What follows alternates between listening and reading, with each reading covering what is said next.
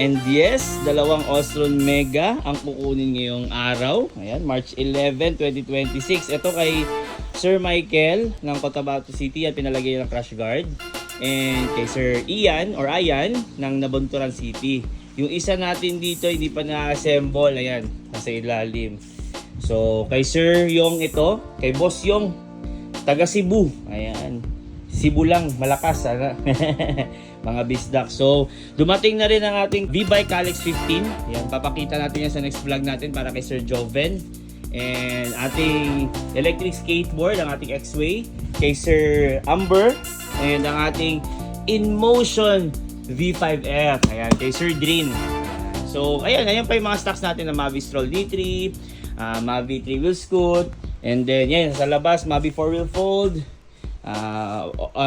Oxy V8 Plus, V-Bike H9, V-Bike C9 Duo, V-Bike Chopper, nandito lahat, M6 Max, nasa likod niyan P2 Master M4 Max, ito Ostron M4 Max, yan. Syempre ang ating Ostron Optimus, ayun no.